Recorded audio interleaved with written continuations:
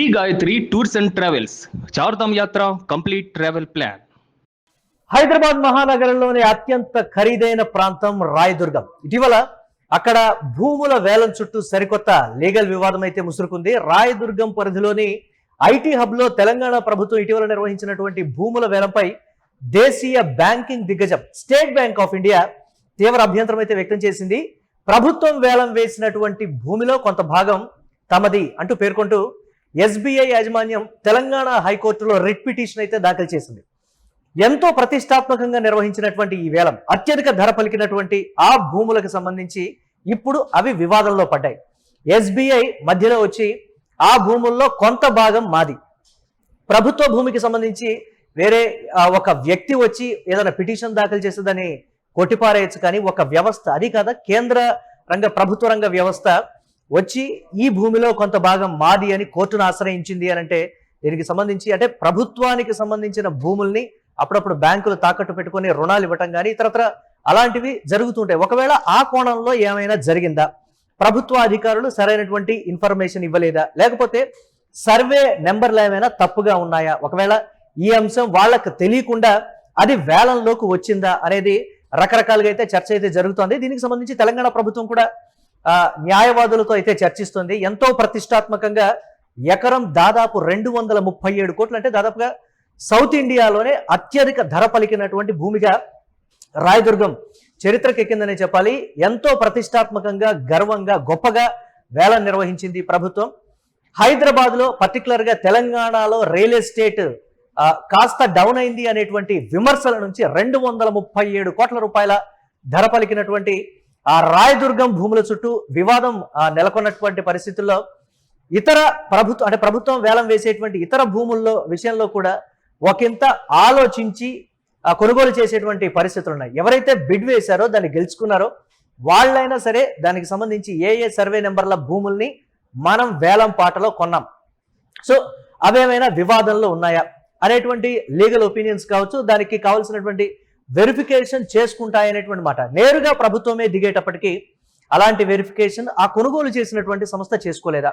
చిన్న చితక సంస్థలు కాదు, ఎస్బీఐ సెంట్రల్ అంటే కేంద్ర ప్రభుత్వ రంగ సంస్థ అయినటువంటి ఎస్బీఐ నేరుగా ఈ విషయం చెప్పిందంటే ఎస్ అందులో ఏదో మతలబు ఉంది. ఒకవేళ ఎస్బీఐకి సంబంధించినటువంటి భూమి ఏమైనా అక్కడ ఉందా, లేకపోతే ఆ భూమిలో ఏమైనా లావాదేవీలు జరిగి అది ఎస్బీఐకి రిలేటెడ్ గా ఉందా, ఇది ప్రధానంగా చర్చకైతే వస్తున్నటువంటి పరిస్థితి. ఎస్బీఐ వేసినటువంటి పిటిషన్ కూడా విచారణకు స్వీకరించింది కోర్టు. అయితే గత నెల 28న రాయదుర్గం పరిధిలో ఉన్నటువంటి నాలెడ్జ్ సిటీలోని సర్వే నెంబర్ 83/1లో ఉన్న అత్యంత విలువైనటువంటి ప్రభుత్వ భూములను తెలంగాణ సర్కార్ పబ్లిక్ ఆక్షన్ ద్వారా విక్రయించింది. ఈ వేలంలో ఒక్కో ఎకరం కనీసం 170 కోట్ల రూపాయల చొప్పున ప్రభుత్వం నిర్ధారించగా ఊహించని విధంగా రికార్డు స్థాయి ధరలైతే పలికాయి. ఇందులో ప్లాట్ ను ప్రముఖ రియల్ ఎస్టేట్ వెంచర్స్ సంస్థ గౌరా వెంచర్స్ ఏకంగా ఎకరం 237 కోట్ల రూపాయల చొప్పున వేలంలో దక్కించుకొని దేశవ్యాప్తంగా సంచలనం అయితే రేపింది. కోట్ల రూపాయల ఆదాయం కోసం ప్రభుత్వం నిర్వహించినటువంటి బహిరంగ వేలం మీద ఎస్బీఐ ఊహించని షాక్ ఇచ్చిందని చెప్పాలి తెలంగాణ ప్రభుత్వానికి. సదరు సర్వే నంబర్ 83/1 పరిధిలోని భూమిలో 5 ఎకరాల స్థలం తమ బ్యాంకుకు చెందిందని, దానికి సంబంధించిన పూర్తి హక్కులు తమ వద్దే ఉన్నాయి అంటే కోర్టులో వాటికి సంబంధించిన ఆధారాలను కూడా ఏదైతే పిటిషన్ వేశారో ఆ పిటిషన్ లో ఆ భూమికి సంబంధించిన ఆధారాలని ఎస్బీఐ పర్టికులర్ గా పొందుపరిచి ఇచ్చింది కాబట్టి వాటిని చూసినటువంటి న్యాయస్థానం విచారణకు స్వీకరించింది. ఏదైనా కేసు వేసినప్పుడు విచారణ అర్హం అంటే విచారణ అర్హత ఉందా లేదా అనేటువంటి ఒక సమీక్ష చేసిన తర్వాత విచారణకు స్వీకరిస్తారు. కానీ కోర్టు స్వీకరించింది అని అంటే ప్రభుత్వానికి ఎస్బీఐకి మధ్య ఉన్నటువంటి అంశం రికార్డు ధర పలికినటువంటి భూమి విషయంలో కోర్టు స్వీకరించింది పిటిషన్ అంటే ఎస్ అందులో ఏదో మతలబు ఉందని అయితే ఒక చర్చ అయితే చోటు చేసుకుంది. తమ యాజమాన్యంలో ఉన్నటువంటి భూమిని ప్రభుత్వం ఏకపక్షంగా ఎలా వేలం వేస్తుంది, ఇది ఎస్బీఐ వేసినటువంటి కీలక ప్రశ్న. ఈ వేలం ప్రక్రియ నిలిపివేయాలని కోర్టునైతే ఆశ్రయించింది ఎస్బీఐ. కోట్ల రూపాయల విలువైనటువంటి ఈ భూ వివాదానికి సంబంధించిన పిటిషన్పై రేపు తెలంగాణ హైకోర్టు విచారణ జరపనుంది. విచారణలో ఏ అంశాలు వెలుగు చూస్తుంది, ఎస్బీఐ ఆ పిటిషన్ లో ఎటువంటి ఆధారాలతో సబ్మిట్ చేసింది, ప్రభుత్వం మీద అది ఒక ఎలిగేషన్ లాగే ఉన్నటువంటి పరిస్థితి, ప్రభుత్వం ఏకపక్షంగా మా భూమిని కూడా ఎలా విక్రయిస్తుంది అని చెప్తున్నారు అనంటే రేపు విచారణలో ఎస్బీఐ ఎలాంటి ఆధారాలు ప్రొడ్యూస్ చేయనుంది.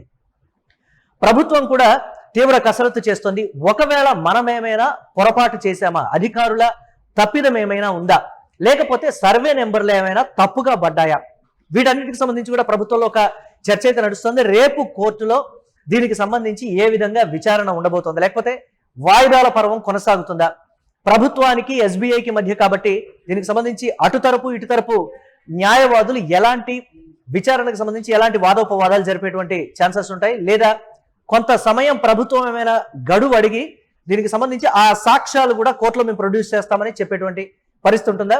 ఎస్బీఐ ప్రొడ్యూస్ చేసినటువంటి సాక్ష్యాలు, రేపు చేయబోయేటువంటి సాక్ష్యాలు ఎంతవరకు వ్యాలిడ్? ఇలాంటి ప్రశ్నలు కూడా రకరకాలుగా తలెత్తున్నాయి. చూడాలి. రాయదుర్గం ఆ భూముల వేలానికి సంబంధించి ఇది ఒక బిగ్ ట్విస్ట్ అనే చెప్పాలి. 237 కోట్ల రూపాయలు ఎకరం ధర హైదరాబాద్లో అంత ఉందా? ఇది దేశవ్యాప్తంగా నడిచినటువంటి చర్చ. ప్రభుత్వమే నేరుగా ఇటువంటి వాటికి పాల్పడిందా? ప్రభుత్వానికి ఒక మచ్చలాగే చూస్తున్నటువంటి పరిస్థితి ఉంది. ప్రభుత్వం అన్ని అంశాలని పరిగణలోకి తీసుకొని చూసుకున్న తర్వాత మాత్రమే వేలం ప్రక్రియని నిర్వహించేటువంటి ఛాన్సెస్ ఉంటాయి. ఎస్బీఐ వచ్చి నేరుగా ఈ ప్రక్రియకు సంబంధించి తమకు సంబంధించినటువంటి కొంత భూమిని ప్రభుత్వం ఏకపక్షంగా వేలం వేసిందనేటువంటి ఒక ఎలిగేషన్ చేసింది అంటే కోర్టులో ఏ విధంగా విచారణ ఉండబోతుందో చూద్దాం.